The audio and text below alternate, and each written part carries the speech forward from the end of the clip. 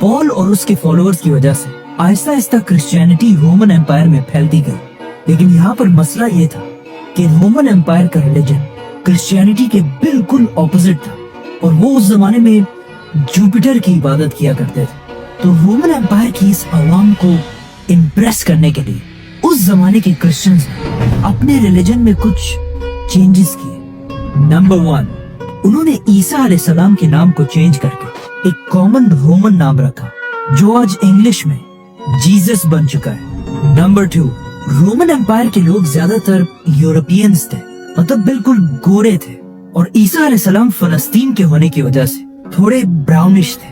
और उस जमाने के व्हाइट लोग अपने आप को बाकियों से बहुत ऊपर समझते थे। तो अब इन्हें इम्प्रेस करने के लिए उस जमाने के क्रिश्चियंस ने जीसस की पेंटिंग्स बनाना शुरू की, जिसमें जीसस को बिल्कुल यूरोपियंस की तरह व्हाइट दिखाया गया।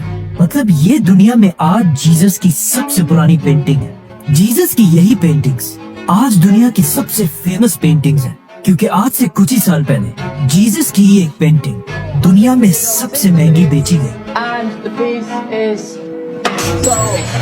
$450 मिलियन और जिसे खरीदा किसने? Mohammed bin Salman is the actual buyer of a Leonardo da Vinci, record-breaking $450 million.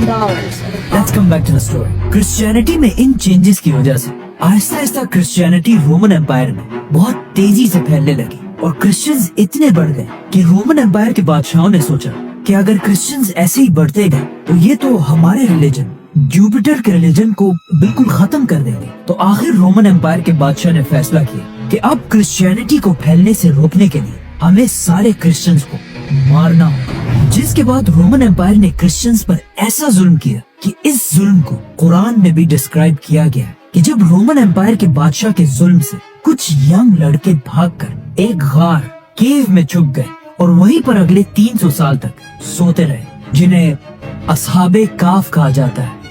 Roman empire के इस सारे जुल्म के बाद भी क्रिश्चियंस अपने रिलीजन से पीछे नहीं हटे, बल्कि इन सारे जुल्मों से क्रिश्चियनिटी और भी तेजी से फैलने लगी और दुनिया के हर कोने तक पहुंचने लगी, यहाँ तक कि ये रिलीजन पहली बार इंडिया तक भी पहुंचा। आखिर ईसा अलैहिस्सलाम के 300 साल बाद क्रिश्चियनिटी इतनी पावरफुल हो गई कि रोमन एम्पायर के एक बादशाह कॉन्स्टेंटीन द ग्रेट ने अपने रिलीजन को छोड़कर क्रिश्चियनिटी में कन्वर्ट हो गए। तो अब जब बादशाह ही क्रिश्चियन बन गया तो रोमन एम्पायर के सारे हालात बिल्कुल बदल गए और अब तक जो जुल्म क्रिश्चियंस पर किया जाता था उससे भी ज्यादा जुल्म जुपिटर के रिलीजन के फॉलोअर्स पर किया जाने लगा, क्योंकि उस जमाने का रूल था कि जो रिलीजन बादशाह का होगा वही पब्लिक का भी होगा।